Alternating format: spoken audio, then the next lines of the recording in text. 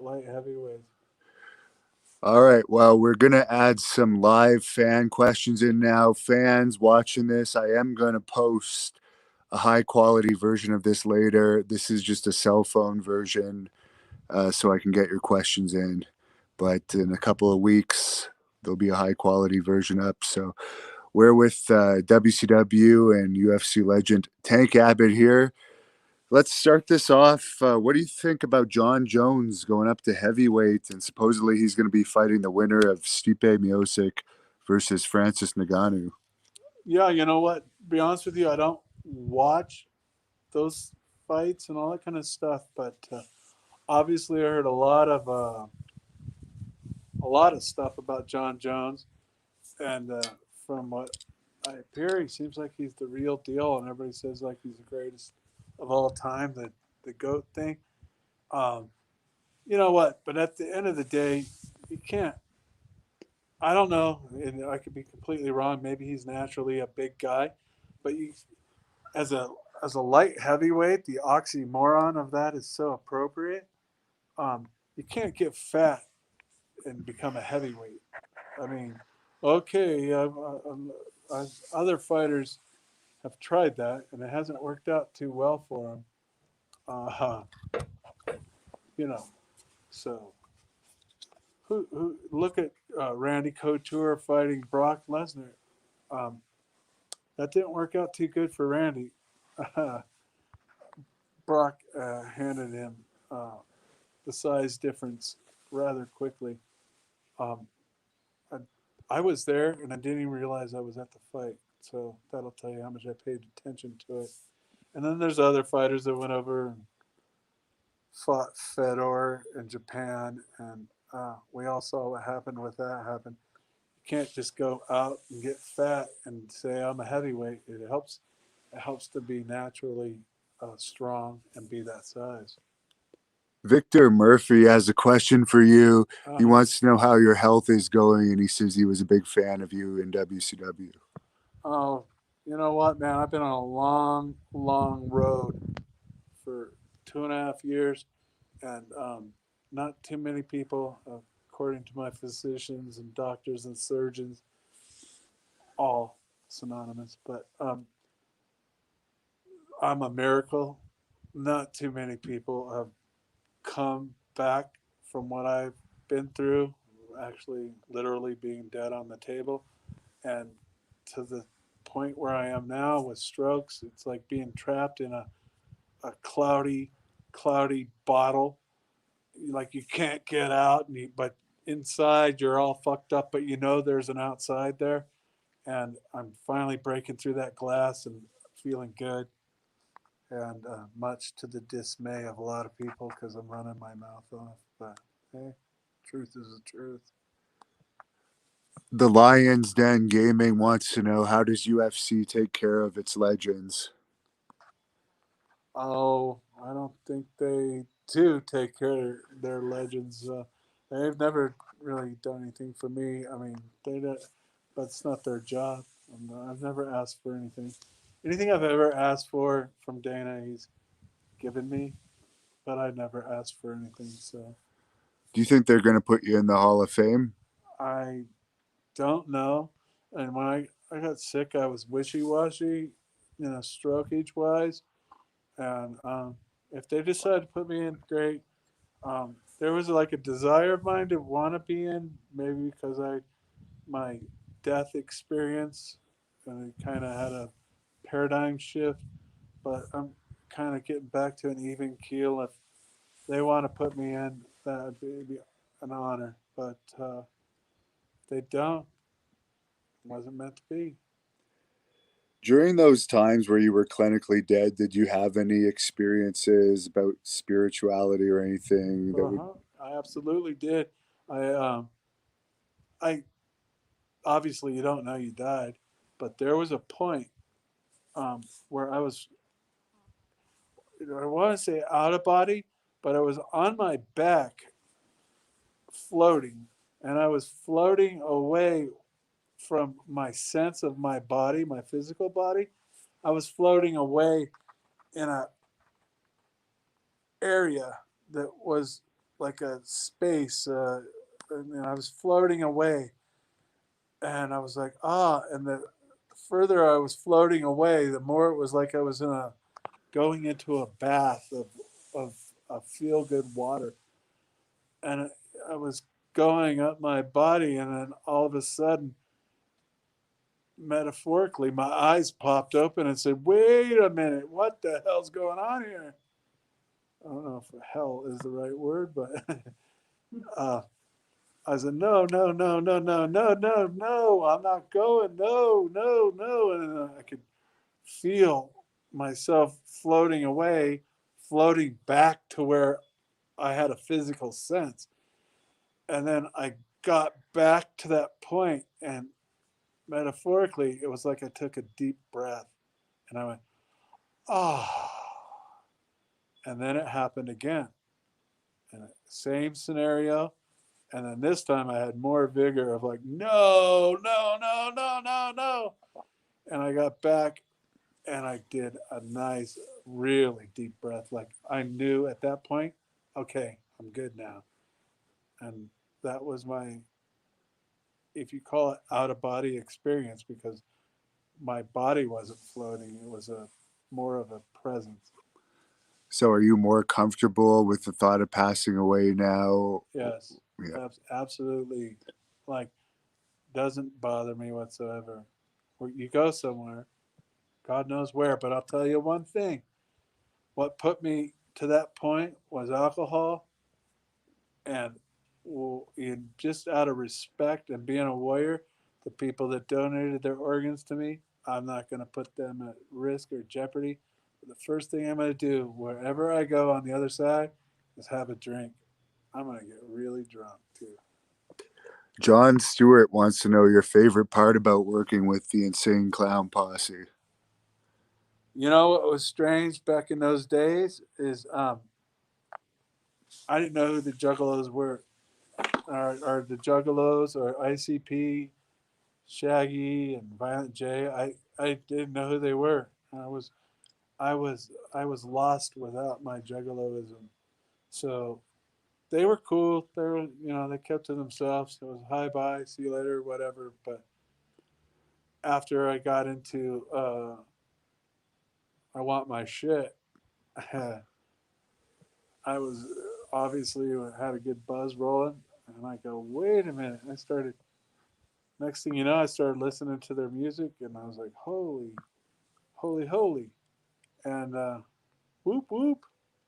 Uh, I actually went to their gathering where I saw Ken Patera there, and I was still uh, not clued in to the Juggalo lifestyle, but I shortly thereafter got immersed into Juggaloism, and whoop whoop, tear it up. Brian Briggs wants to know if you're friends with Scott Forenzo now. I talked to him on the phone. He said he was going to come out here. Um, I don't have any friends, so except for this guy right here. Wake up! This is my only friend. Um, he, Ferozzo, called me and said he wanted to visit, go out to dinner. I'm like, sure, I'm down for it. I don't have any ill uh, thoughts about him. He's a warrior. There's a guy right there.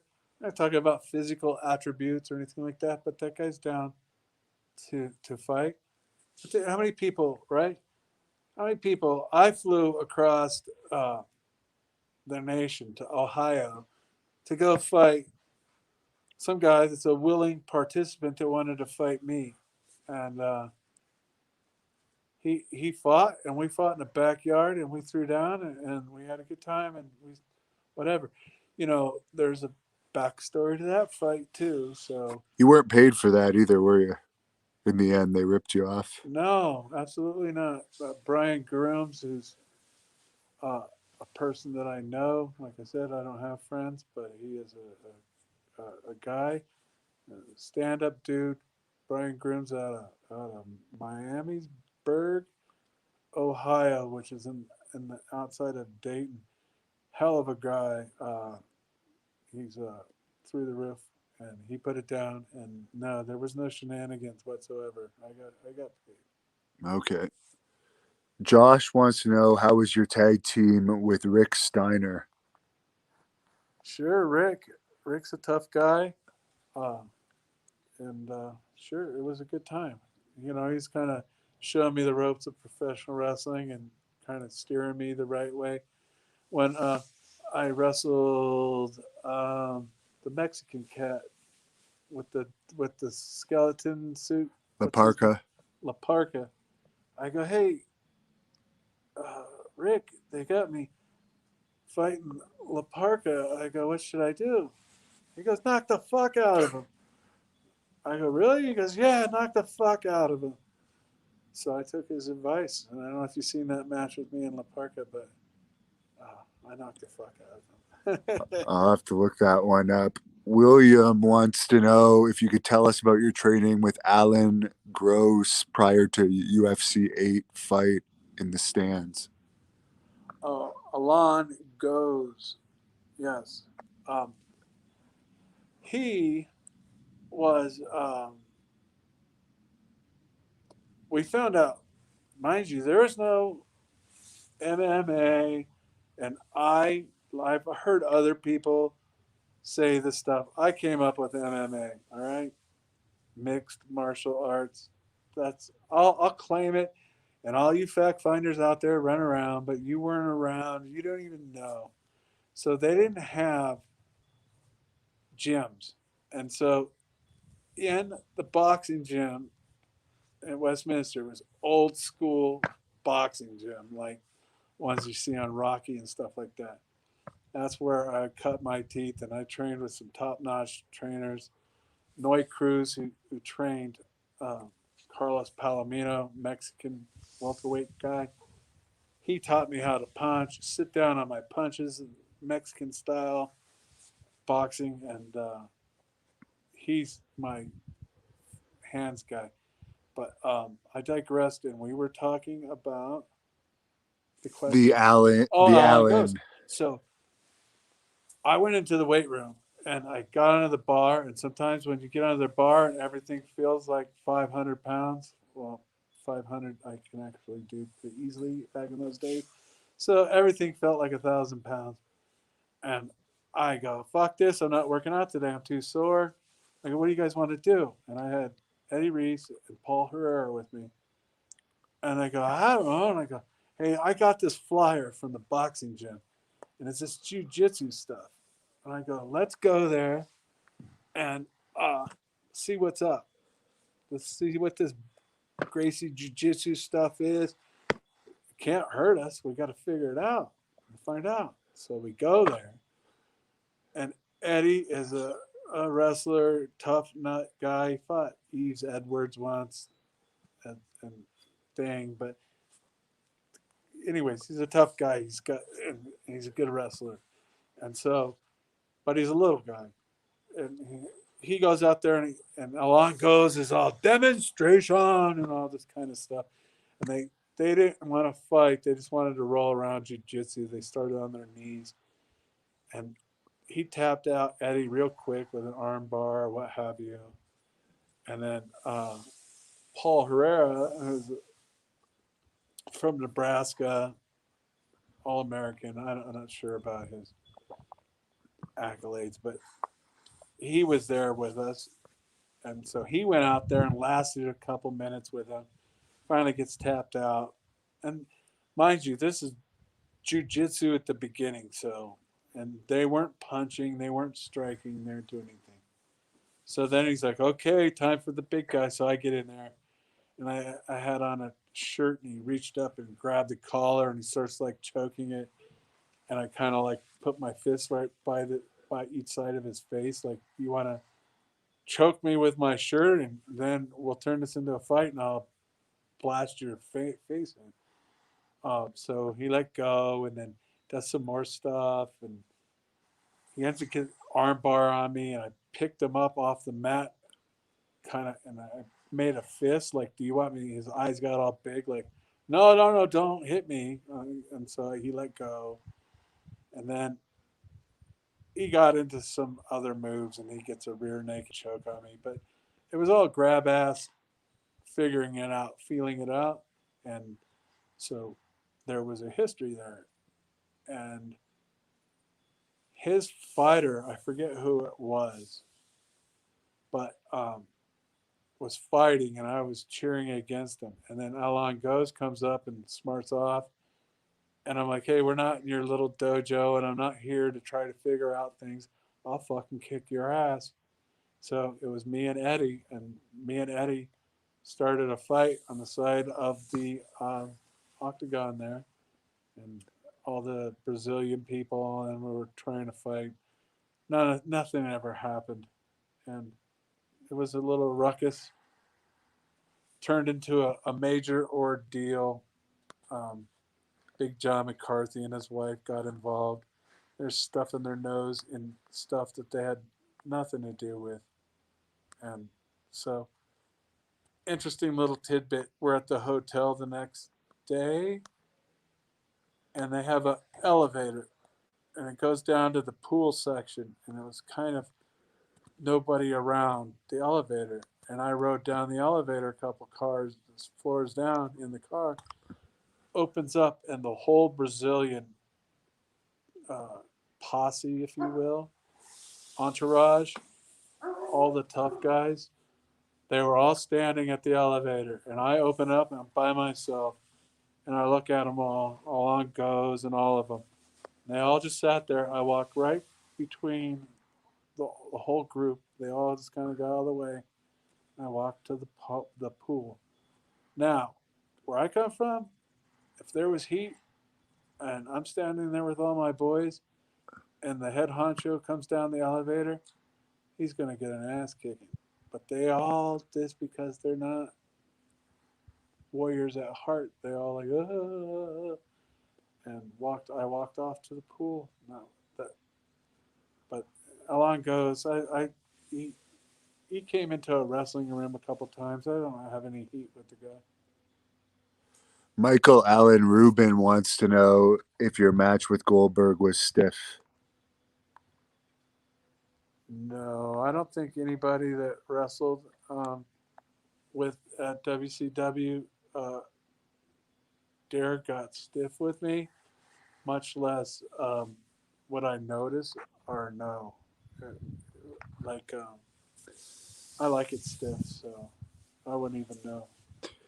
Ibzan wants to know if you had any heat with Hogan or how was he to you backstage. Hogan was cool. I mean, he's got a reputation, but Hogan was way cool to me. Uh, I actually like the guy. I know a lot of people don't, but I do. He's cool. Um, I don't have a bad word to say about him.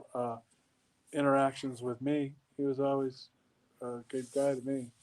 That's not the stories I hear from other people, but I'm not other people. Were you Ultimate Warrior, I guess, was in before you were back there, right? Yeah, I never ran into him. Razor wants to know who helped you the most achieve your goals. Oh man, I was saying a true warrior stands alone, and I never really had somebody help me. I always picked people that I used, but no one helped me. No one, like I'll give you my wrestling coach. I just had a natural ability to wrestle, and I wrestled since I was 9 years old, but uh, not anybody that I came in contact with wrestling knew what the hell they were doing technically. And so by the time I got to junior college, um, this guy, Coach Ray Hawes, Cypress Junior College, uh, is just like all old coaches. They have a legacy behind them, but he taught me how to wrestle, and I learned the science, if you will, of wrestling, and he did. And then Noy Cruz uh, also, you go get him, but Noy Cruz took the time, so I got into boxing because I got in a car accident. The first time I lost my teeth um, was when I was a freshman in high school. Then on my 19th birthday, I got my teeth knocked out. Almost got my leg cut off in a car accident.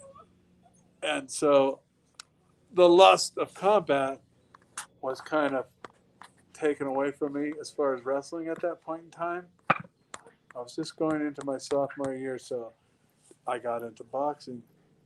After wrestling was over for me, I got into boxing and went into the gym. It was like old school, like you see in the movie Rocky stuff. All these old punchy fighter trainer guys, and I walked in there and I go, "Hey, I want to fight."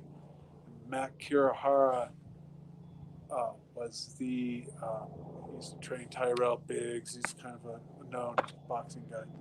He says, "I'll train you," and so I go, "Well, I want to fight," and he goes, "Oh no, you can't just go fight. That's crazy. You got to learn how to box." I go, "Fuck no, I want to fight. When's the next show for the amateur show? I'll fight in that." He goes, "Oh, that's like 6 weeks, but you can't do that. You can't go do that. That's crazy." I go, "Pencil me in for that. I'm fighting." I go in and fight this guy or box this guy. I hate saying fighting. It's boxing.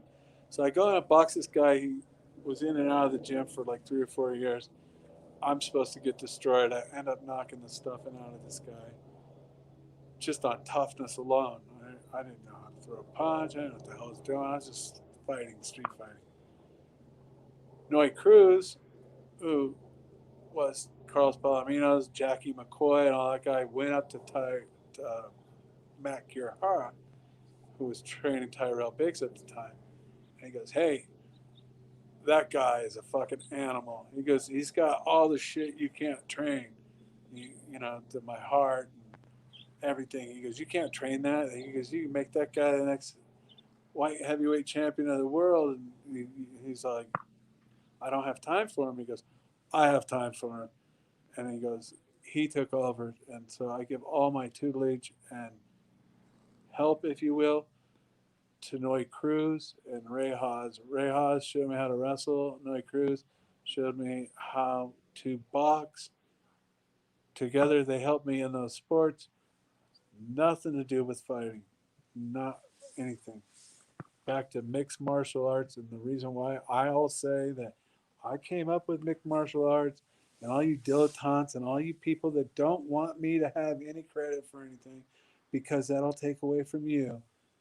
The truth is, I was like the top dog, if you will, the Hulk Hogan of the UFC at the time. Nobody wanted to talk to anybody else at the shows, at the fights. Everybody wanted to talk to me, and it was new. It was real. There wasn't not any of this. It was real fighting, people, and they're like, "Oh my God, this guy is the real fighter, the true, real warrior," and we want to see that guy. Everybody wanted to talk to me. Don Fry said I was the prized pony. No, I wasn't the prized pony. I was the most popular pony because I was real. I didn't come in and say, "I'm a wrestler." No, I said, "I'm a fighter. I'm going to kick your ass." Every wrestling room I've ever been in, I could kick everybody's ass, all the way for the little midgets, all the way to the big fat heavyweight. I could kick anybody's ass in that whole thing. Every wrestling room I ever went into. All the guys that wrestled, they never said a word because they must not have believed it themselves. But those two guys were the guys that helped me along in those sports, but nobody can teach. That's the big rub and everything. Everybody wants to think you can go buy fighting lessons and you can do this. Now you have to be a warrior in your heart and in your head. You have to have those characteristics. And I check all the boxes. I don't just check a few of them. There's not one warrior quality that you can say that I don't have. Landstons wants to know if you could have had one person at any time in your life to back you up in a fight, who would it be? Oh wow. I don't know. Maybe Mike Tyson. I don't. Mike Tyson's a hell of a boxer. right? But that guy's got the warrior spirit. I don't know the man, never met the man. You know how they say about that. The thing is, it's best to when you have good thoughts about people, not to meet them, so it gets tarnished. But from what I see about Mike and everything he says, I'm 100% behind him, all the way down to his criminal charges. He got railroaded, he got fucked. But you know what? That guy was a man, and he fucking sucked it up and goes, "No way, I'm not going to apologize. That's not me. I'm a warrior, and he is. And the guy likes to have fun, it looks like. And God, what? I'm sure he's had a lot of fun, I'm sure. Oh yeah, I read his book. I'm pretty positive he has. Yes. William wants to know at the Ultimate 96, Ken Shamrock couldn't fight you due to a broken hand. Did he Yeah, say see, anything to you? there's another, that's another pullout. Fucking come on. I mean, you ever seen him in person?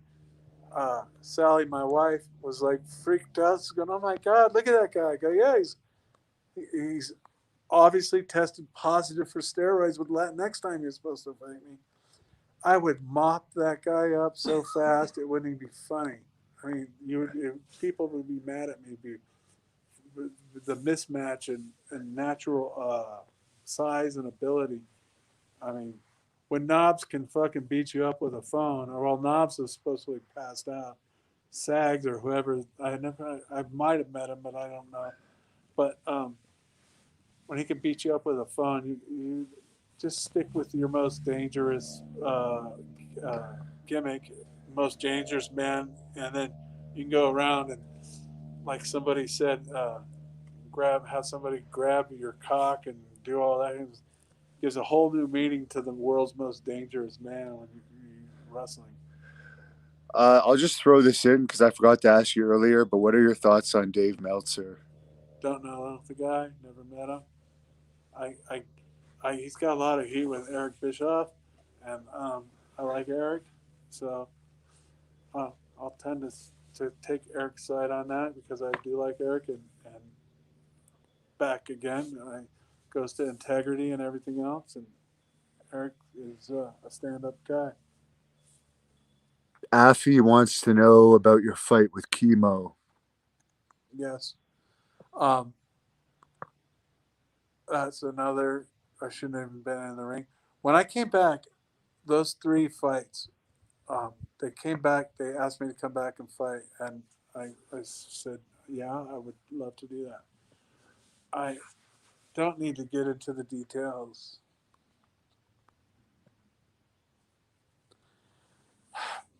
I don't need to get in the details about my life at that time, but it wasn't good. And Chemo was he fought a shell of who I was, and that's all it was. And but once again, I got in there and fought, and he won. So if he was to do it again, it wouldn't be the same. I mean, but if what is it? If ands and buts, candy and nuts. What every day would be Christmas or something like that. I can't. But anyways, and then cabbage. Dana calls me up and says, "Hey, we need footage of you in the gym sparring." All right. I'm by no means. I struggle after my strokes to get back to average intelligence or slightly below it. But he calls me up and says, "Hey, man, we need footage for you for cabbage." And I'm like, "What do you need footage for?" "Oh, yeah, we're going to use it and all this stuff." I go, "You know what? I don't care. You can film me doing whatever.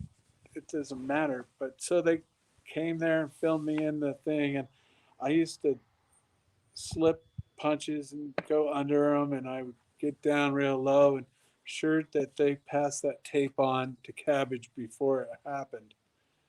Maybe that small time Joe Silva. What a bunch of clowns. How do you have that bozo that used to work at an arcade comment on fighting or have any knowledge of fighting? It's like these dilettantes that are probably going to write in the comments, "Oh, I know more about this than you do." No, you don't. Don't even pretend. You, Joe Silva, he's the biggest joke on planet Earth. Used to work for them. I'm sure he had something to do with it, getting the tape and sending it to Cabbage.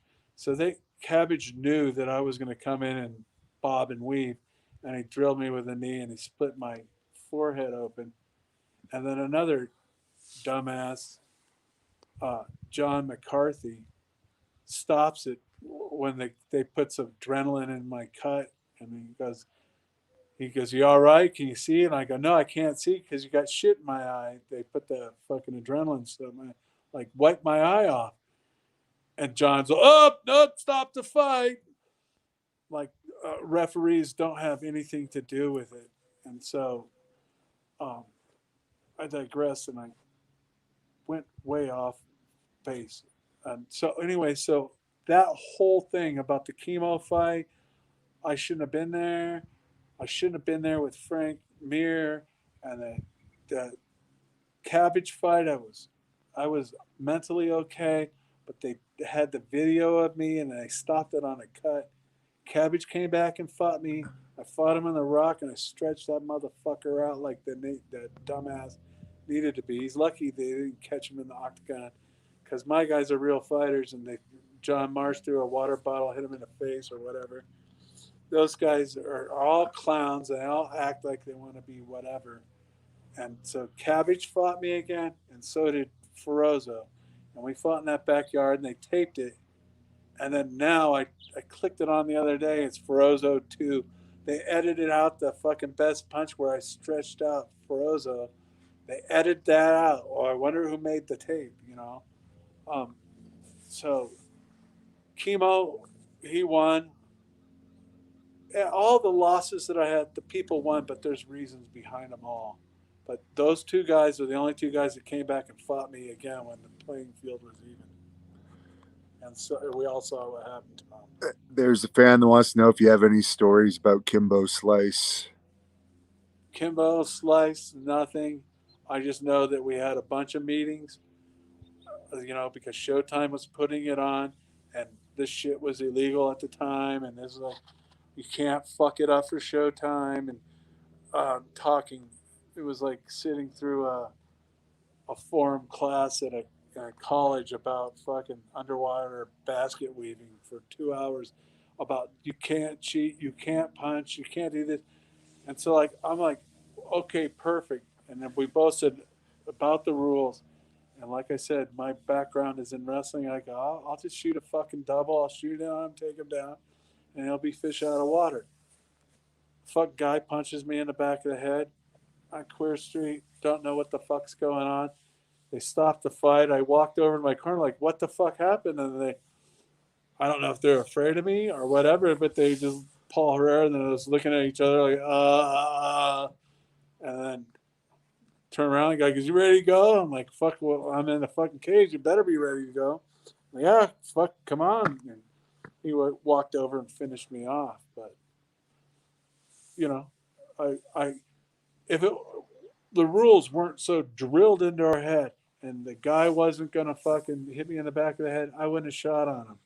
But it is, it is. He won. I don't care. But no, as far as him being standoutish about a thing, he told me why we're standing there. He goes, "Dude, I'm so sorry for hitting you in the back of the head." He didn't say that, but he said it. I mean, and I'm like, "Yeah, don't worry about it. It's not a big deal." And I didn't go and cry about it at the press conference. I let him have his glory. It's his deal. It was whatever. But outcome could have been different. But I'm not going to complain about it. A few people are asking on here if you've seen Jack Swagger, any of his MMA matches. He used to be in WWE. I know who he is or whatever, slightly. Pictures of him, whatever. And I'll ask you because you're the wrestling guy. Did he used to be the Harvard dude? No, that's a different guy. They do look. I see the similarity though. Okay, so that would be as much as I know who Jack Swagger is. So no, I don't know anything about him.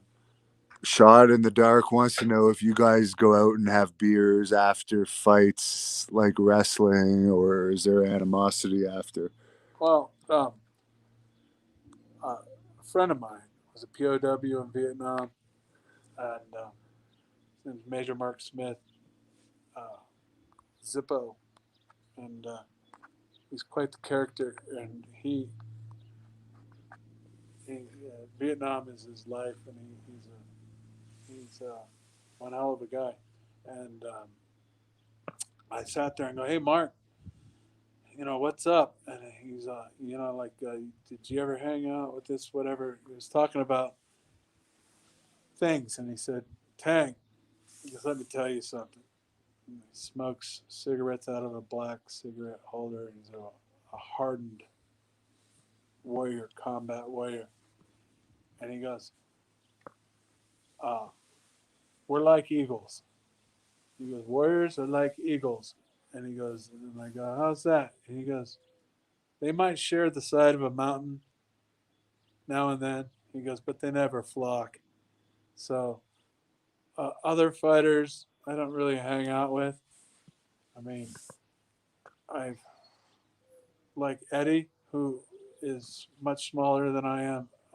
We both think a lot alike, uh, but he is a little guy, and he's been beat up by me numerous times, very comically. uh, we were we were in Mexico at a not a restaurant, but a hotel, and I got us the presidential suite. And we're sitting at the table, and he got in an argument with me about turning the channels on a couch in this living room adjacent to the dining room, and we had room service coming, and he ended up getting on top of me because I was thinking he was choking me, and I was telling him, "Get the fuck off of me! I'm not in the mood. I'm hungover." So I busted him. I hit him in the ribs and broke his ribs. And timing is everything. The doorbell rings for the suite for the room service, and it's a Mexican lady in a uniform. She's pushing the cart, and Eddie's rolling around in the living room with broken ribs, and she's pushing it by, staring at us. And she set up the thing, and then she pushed her cart out and left as Eddie was still sitting there going, "Ah!" And I've also beat him up other times, but he was unruly and he deserved to be beat up. So Lewis wants to know if you thought the Asylum Cage sucked when you saw it. it sucked so much I don't remember seeing it. So um, yeah, there was a lot of goofy things that went down. Gregory wants to know about your book, and I actually have to use the bathroom again, so I'll let you talk about your books while I'm doing that. Oh, my books are on my end. First of all, I wrote the book maybe over in a bar over like 3 years, and it's been going through constant uh, altering it and editing it and everything else. And it's not been like the front burner for me. And I get to it and I get to it. It's an intellectual exercise, and I wrote over 1,000 pages. But it's finally done on my end completely. And then the third book, Cage Fighter, should be out. I always say this, like it should be out tomorrow, but it could be coming soon. But everything on my end is done, and it should be ready to go. It's just a matter of getting it done, and it's all about a fighter, Walter Fox, or a warrior, Walter Fox, that used to stomp the streets of Orange County and was uh, through his behaviors ended up in jail for beating up big mouth punks that thought they were tough at bars. In the street fighting world back in the day, you didn't call the cops, and he ended up getting thrown in jail. He gets out and he fights in a show, a no holds barred show, and becomes Crazy Fox at the end of the book. And It's a parody, and it's a novel, so it's not an autobiography by any means. So if you can draw parallels between the character and other people, that's on you. And so Hannibal's going to the bathroom, so I can just ramble on about things. Let's talk about gloves. I am the first person to bring the gloves to um, Ultimate Fighting. I made them. I went to the store, the sporting goods store. I cut out the bar so you could wrestle in them. Everybody laughed, including John McCarthy, uh, who's just another. He is a stooge for the Gracies. He was like one of their students. Doesn't know anything about fighting. I bet he's never been in a fight, and he can comment on it because he's ran around like a zebra. And I was like, "Are you ready? Are you ready?" Until Mills Lane fucking stopped him on that. But he, I showed him the gloves, and he's like, "Yeah, if you want to wear them." I'm like, "Ha ha ha! Why would you wear gloves?" It's because you ever been in a fight, dumbass. All you do is hurt your hands. But so then after the fact is, I brought the gloves. All these bozos come out here and say that they brought the gloves, and that some idiot wore a boxing glove in the early UFCs. That's not because his hand was hurt. That's not a glove. These gloves, everybody wears. Look it up. Look at it. I'm the first guy on television to wear those gloves, so they should be called. In fact, Big John McCarthy said I should uh, make a patent on these gloves, and I go, John, I'm not in it for money, dude. You don't get it. I don't care.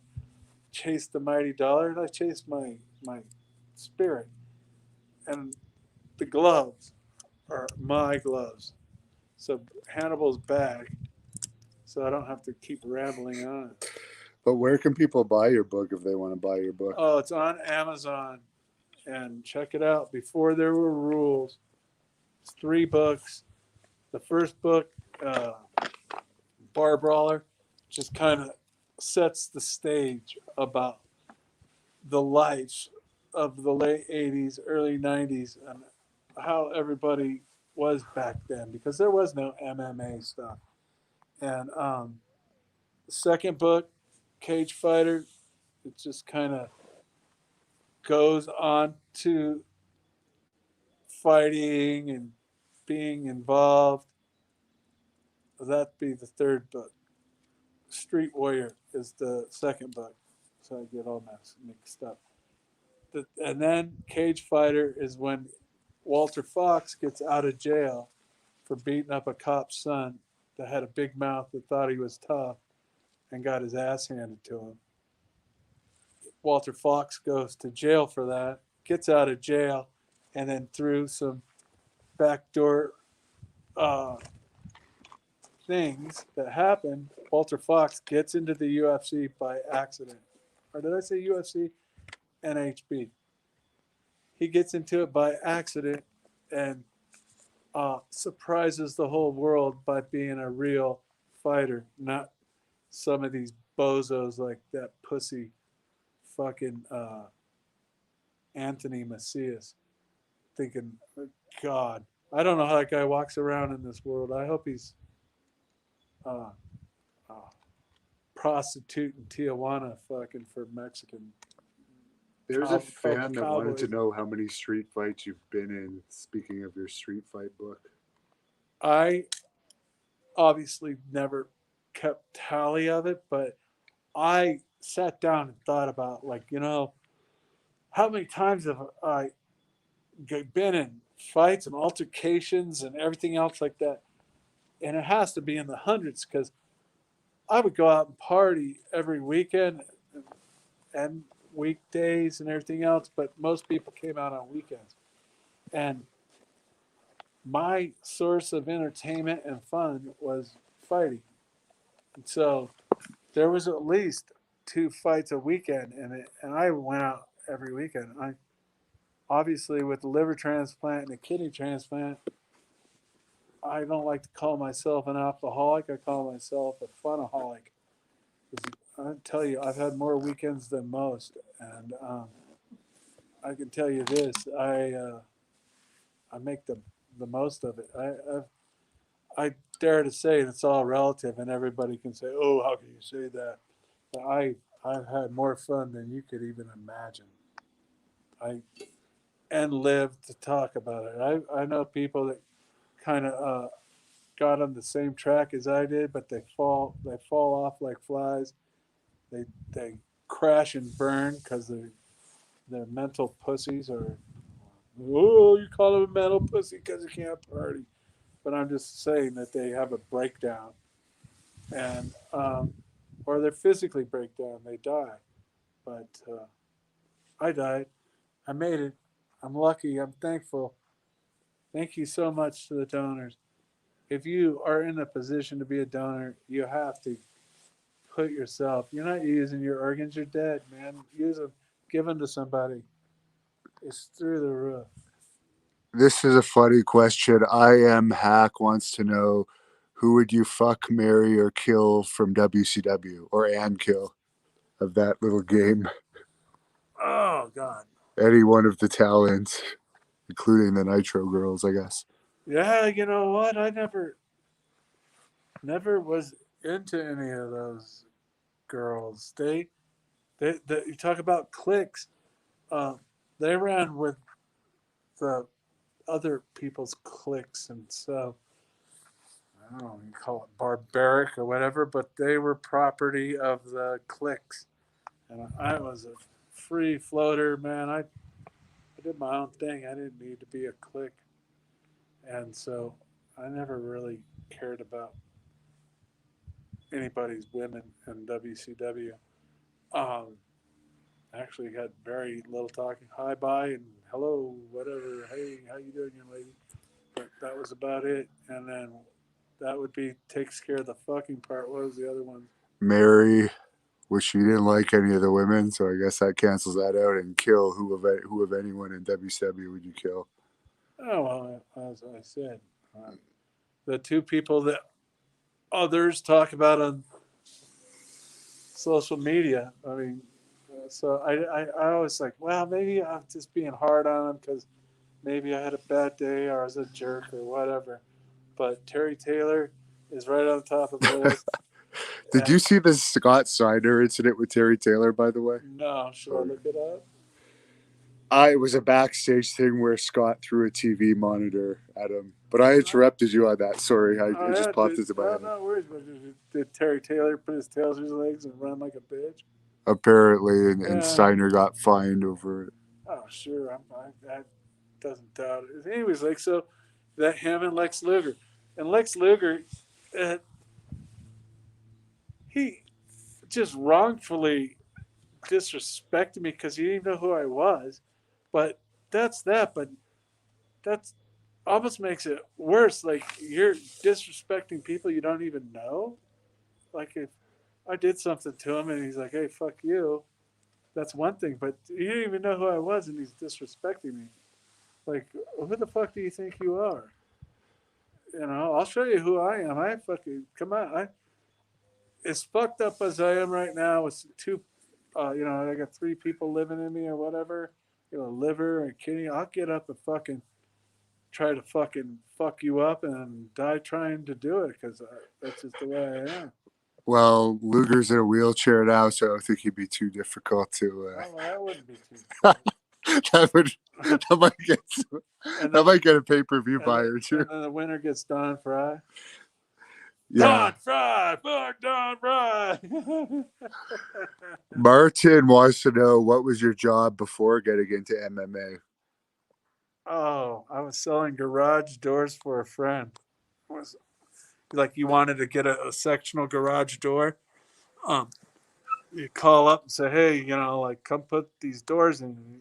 You had to have somebody come out and measure the doors and try to sell you what kind of door you wanted. I wasn't much of a salesman because people already know that they want the door. I was just the in between guy to get the contract signed and uh, take the measurements. Pretty cake job. I didn't work that much. Kept me in booze, and that's all that mattered. Scooch wants to know if any wrestlers tried to rib you. Oh, I'm sure they did, but I don't remember, and I don't really care. It was like, whatever. Victor wants to know why you lost weight during your time in WCW. Oh no, I didn't really lose weight in WCW when I was there. But the whole point is from fighting. When I was fighting, I wanted to be strong, so I ate everything you put in front of me. I never did the gas. I never got on it. I never had to. I'm a freak of nature. Not too many people can walk around and say they never take a steroid and it benches over 600 pounds. And so, but I got response just eating food.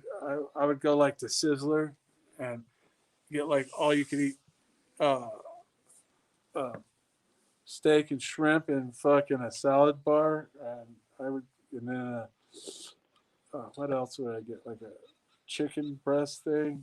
I would get like three things. I Yeah. would just eat like crazy to the point where it hurt. It was like when you talk about weight, gaining weight and losing weight, you have to hurt yourself. You just don't eat. A long story short wants to know when you were doing your knockout punch finisher in WCW, did you ever accidentally seriously hurt somebody with that? Scott Steiner, total accident. Um, and there was reported heat between the brothers there. They didn't like each other and all that kind of stuff. I don't know how much of a work that was, but they did some angle with me and Scott and a group of people, and they had Rick on my side, and so Scott did something, and Rick was to hold Scott back from me by his arms, and then I was supposed to come up, punch him in the face, and knock him down, knock him out. But that was because Rick was holding his arms back; he couldn't protect himself. I go up to do the punch and told him I could pretty much. I had it down where I could punch somebody and make it look like I just hit you with a wallop and it would feel like a feather. So I had it down. Well, I go, don't mess up the distance because you'll screw up. Well, Rick was holding his arms and he's like, yeah, get him, Tank, get him, get him, get him. So I get ready to throw the punch and we all knew what was going on. Rick kind of adjusted Scott's face closer to the glove. And so instead of me just touching his lips, Scott was pushed by his brother Rick into it, and it split his lip wide open, and he went crazy, running around the backstage. And I'm like, "Oh wow, hey Scott!" I go, "Fuck, your brother fucking kind of pushed you into it." And he's like, "Yeah, yeah, yeah, accident. Don't worry about it." Scott's always been cool to me. Hector wants to know about your fights with Hugo Duarte and Pedro Rizzo. Pedro Hizzo. What was the Rizzo. first guy? Hugo Hugo Duarte. Duarte. That was the that was that I was I think I was discussing that with you before and I got them all mixed up because of my strokes. But Hugo Duarte, I don't know. They were selling him to me. I think I fought him in or New Orleans or somewhere like that. And I was in pretty good shape then, and he was supposed to be the Mike Tyson of the Valley Tudo stuff and all this kind of things. And so I made short work of him, and but then again I was on my game there. And his fight, um, he kicked the shit out of me. I don't know if I subconsciously or consciously put my hand up like when I say he kicked the shit out of me.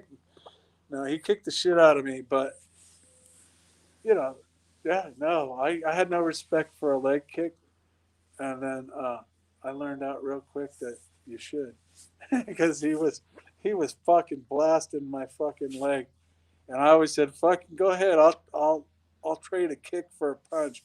Every time you throw that, I'll fucking kick." But he has a big long leg, and he fucking whack. And I was like, "Oh my god, that fucking hurt." And then I tried to hit him, and the fucking guy, he had reach on me. Tried to take him down, and there was an interesting thing.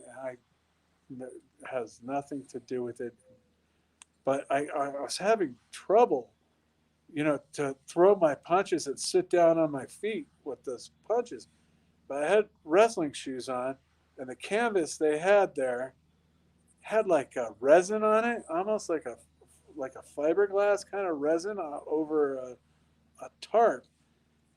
And then when I was getting in the ring, all these guys run in the ring with water bottles, and they're pouring water all over the fucking canvas. And didn't think of it till later when I was in Rio de Janeiro partying. Uh, what the fuck were they doing that for? And Hizzo had bare feet.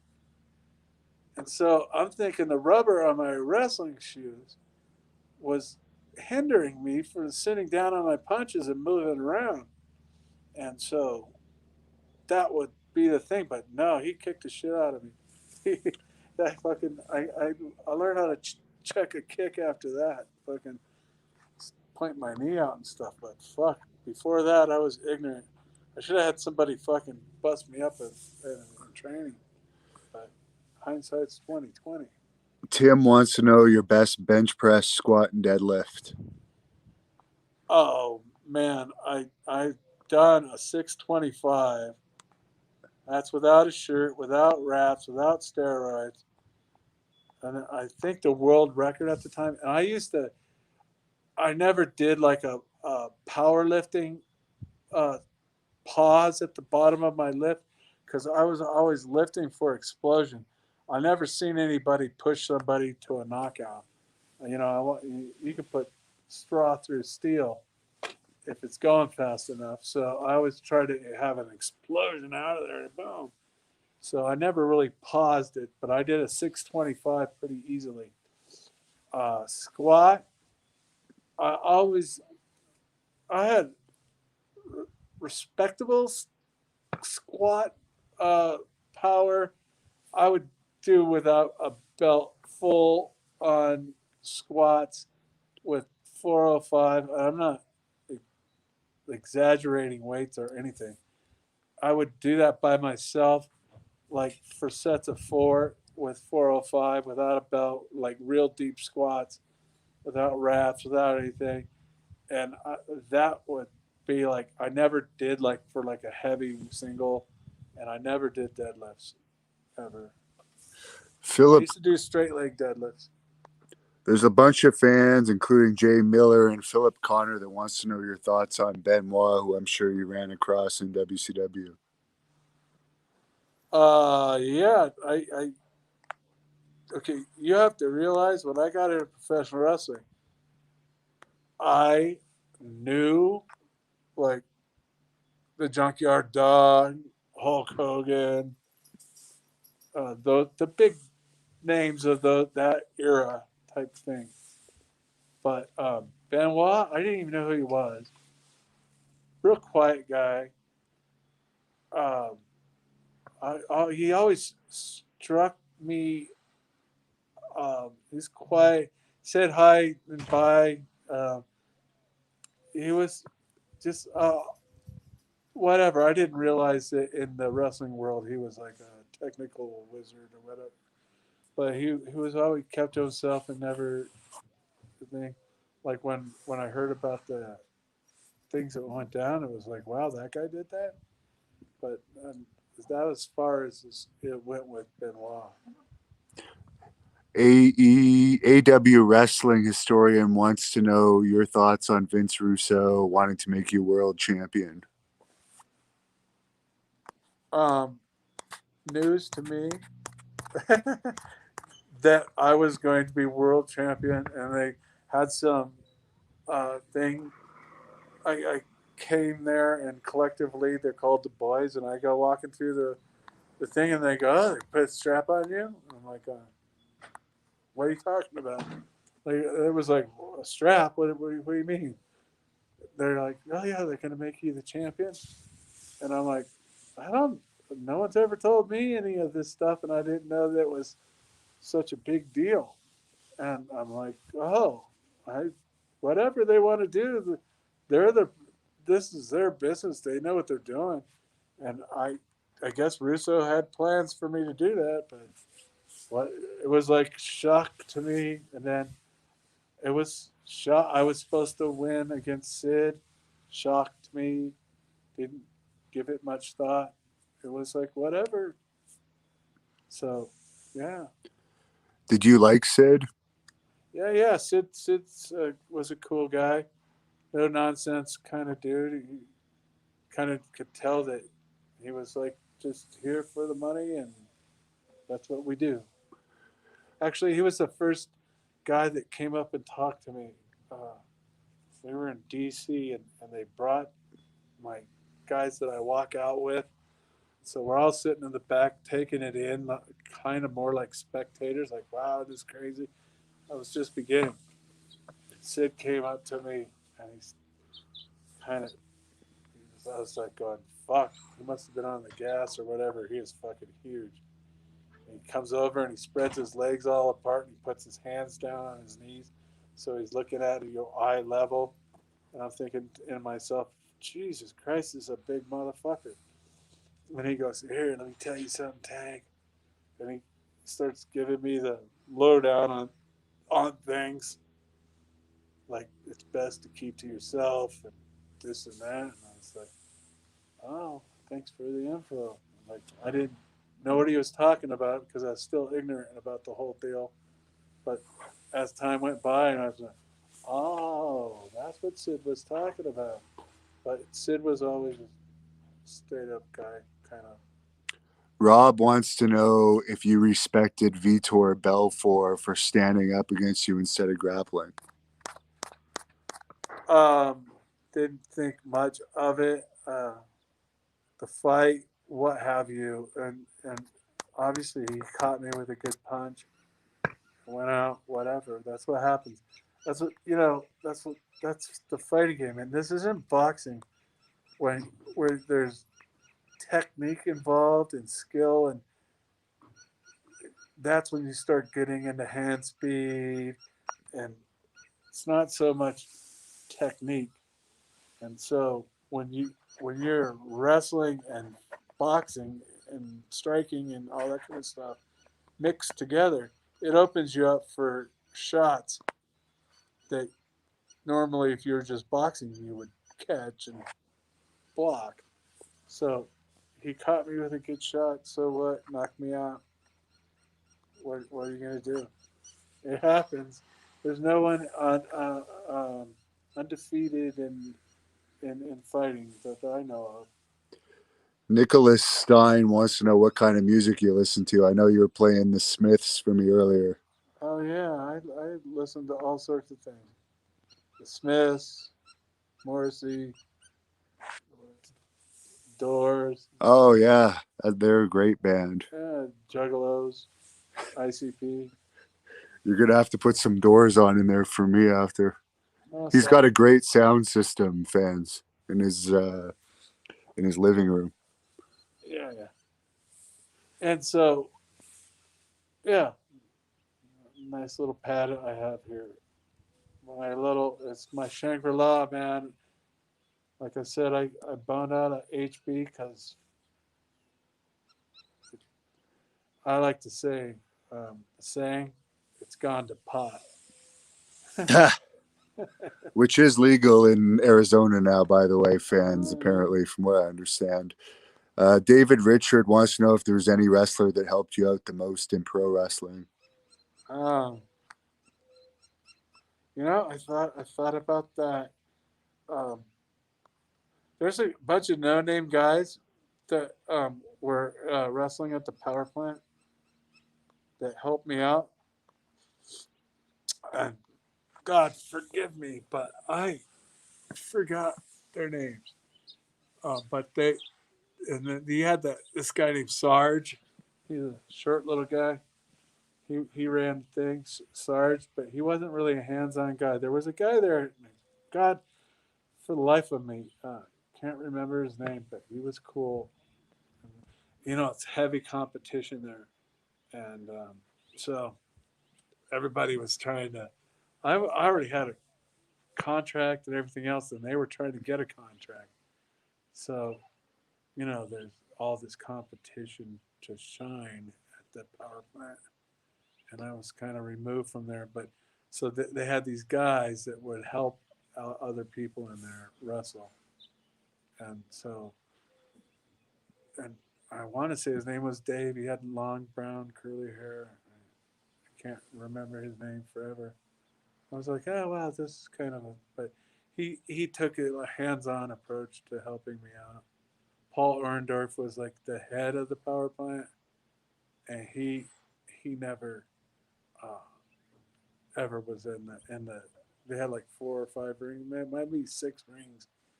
Nice facility, and Paul would come out now and then. Paul was a grumpy old guy.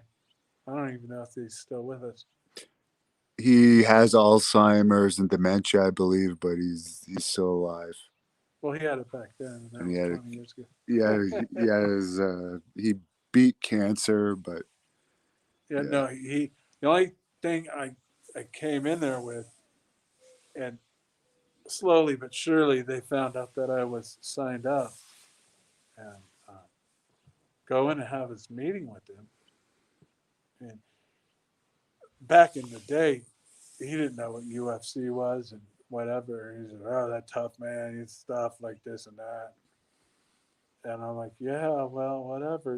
Just gotta learn how to do the basics of wrestling and figure out." I got kind of a following for people that know who a real warrior is and a true fighter. He's like, yeah, yeah, yeah. And he goes, "Oh, man." And I'm looking at him across the desk, and he goes, "I can't wait to get you on the gas." And I'm like, "What?" And he goes, "The gas. You're the gas. You'll be off." And I'm like, "This guy's fucking crazy," in a funny way, not a scary way. Uh, and so then I walked out, and all the guys are all like snooping around, like, "Why did Paul call you into his office?" Had like a big glass thing you could see in the thing. And I go, "I don't know." He was talking about what they were thinking about doing with me. Dusty Rhodes, and him and Arn Anderson were in professional wrestling. I told you about amateur wrestling and boxing. Yeah. Dusty Rhodes and Arn Anderson were good for wrestling with me, but not technically, but just the nuts and bolts of it. Um, but so I go out there and they, "Oh, what would Paul want?" And I go, "I don't know, man. He was talking about getting me on the gas." And they all fucking laugh. He goes, "Do I know who you are?" And I go, "I don't know. I don't think so." And he goes, "You'd be on death row if in less than a month if they got you on the gas. Are you crazy?" And I'm like, that's just what Paul said, and that was the only real takeaway I have of Orndorff. I see your dog's wrestling around with me. Yeah, hey bud, come here. Come on. Over here. Come on here. This is living. This is living wants to know your honest opinion of Don Fry in his prime, despite what Don Fry said about you the other day. What would you think of? Oh, I love that he said it. Actually, like I said, I like Don Fry. He shot over the bow first, and he got back. Well, he seems a little sore and whatever, but he's a tough guy. Um, Whatever, what are you gonna say? He's a tough guy. If I was to fight him again, I would beat him easily, handedly. Well, today He can we come don't over want to here. see that. I was gonna say, I get. You're gonna have him What, show what, up at your house if he hears that. Yeah, no, well, oh yeah. Dave, You can film it. yeah, Dave Richard wants to know what you think about Ken Shamrock in 2021. I always thought he was a joke to begin with. Nothing's changed that. I think it's funny. He put out his little book, making himself a victim. All these guys are victims. Him and Tito Ortiz and all this stuff. I'm a victim of living a comfortable life. That's the only thing I'm a victim of. Yeah, you're not that type at all. AJ 2000 wants to know your opinion of current UFC. Um, like I said, I haven't really watched it. I can't even tell you the last fight I saw. Um, only because of the people that hang out at the gym. I actually went and saw Congo fight, Czech Congo. Yeah, He fought that guy from Arizona here. I can't even think his name, little wrestler guy, on the rematch, and they stopped it because of the eye gouge or whatever up in San Jose. We went out and saw that fight, and then I saw the fight with Fedor and Rampage. Uh, Rampage got all fat and thought he was a heavyweight, and Fedor kind of showed him that's not how it works. But you know, those are the only reason why, because of the same gym, Huntington Beach Ultimate Training Center down there with Tiki running that joint down there. But those are the only guys fight. I can't even tell you a fight that I've seen that. I I think it's that Nagano guy. He yeah, looks, from what I see on the YouTube things and all that kind of stuff, he seems to be like he seems to be. That doesn't ever tell you. I haven't looked under his hood yet, and I'm sure all you haters out there are gonna have nice little jokes about that. Um, uh, but who knows? I don't know what kind of heart he has, or what kind of warrior status he is. Who knows? Big Guy Sports Collector wants to know who hit you the hardest in UFC and was Nelmark your craziest KO? Uh, I've knocked a lot of people out in this lifetime. I've been in the cage. Um, so I couldn't tell you how many. I didn't even register the Melmark thing. And what was the beginning question? Who hit the hardest in UFC? Cannot tell you anybody that hit the hardest, because there's like a cliche or saying, when you get hit hard enough to be knocked out, you really don't know how hard it is. So somebody that knocked me out. But I can tell you one thing: no one's fucking beat on me. Like, people have beat me, but like Dan Severn, right? That guy, he doesn't. He's not like a warrior. You don't think of Dan Severn as a warrior. He's like, he doesn't have that attitude.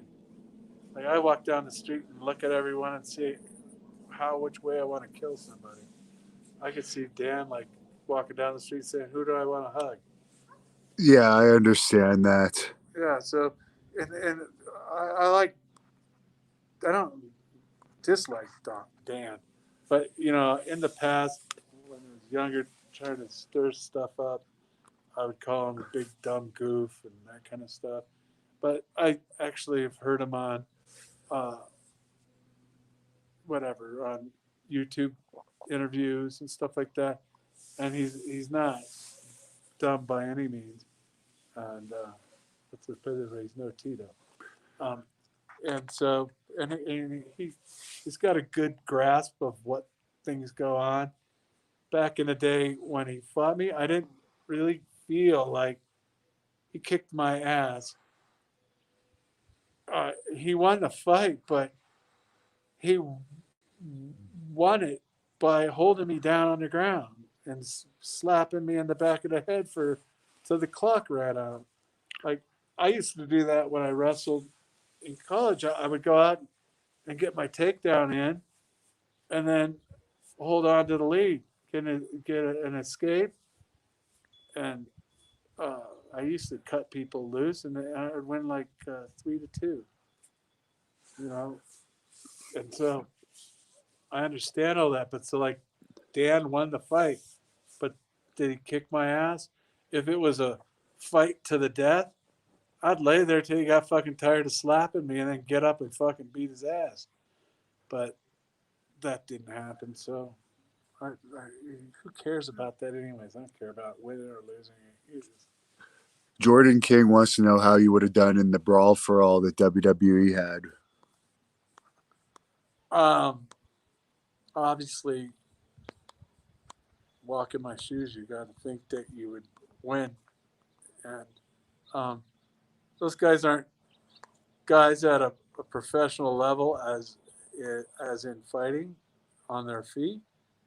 Maybe they can grapple, but standing on their feet. So I paid my dues in the old school boxing gyms.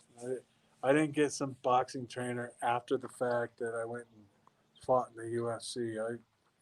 I cut my teeth in boxing, real boxing matches. And so as far as what was the Well, Bart Gunn won, and then that Butterbean ended guy's up knocking out yeah. Bart Gunn. As far as those guys boxing, I mean, it's kind of like me. It's like let's have a swimming contest against Mark Spitz.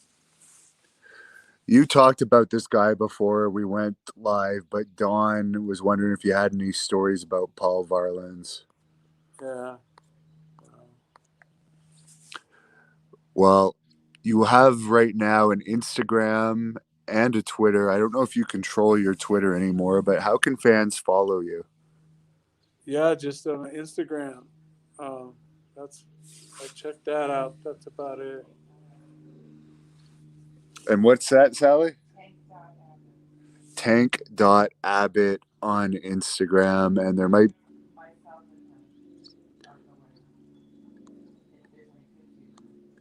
That's Okay. my wedding picture with my awesome wife. I'm telling you, she is the greatest person in the world, and she's made me a better person for marrying her. Yeah, and in the first interview, I'll just say this on the record now. People were asking why you kept looking to the side. It's because it was just before you got married, and your family members were sitting at the bar watching that interview. Yeah. And I'll throw in one last fan question. I don't know where this is coming from, but Steven Seagal, did you really meet him and have something Nope, with another him? story. Did Boss Rutan tell you that? And then, and in my parody uh, novel um, is martial art legends. You have Butch Gee, um, Chung Flores, and Evan Siegel. Those are the names of the people in your book, the way that you write your book, which again, everyone can look that up on Amazon. That book is a true warrior fighting his way from the streets into a cage and fighting in front of TV and all this shit that goes on behind it. How that guy got there, and just it was meant to be for some reason. God or a higher power or whatever you believe in has to have a hand in it. I'm telling you.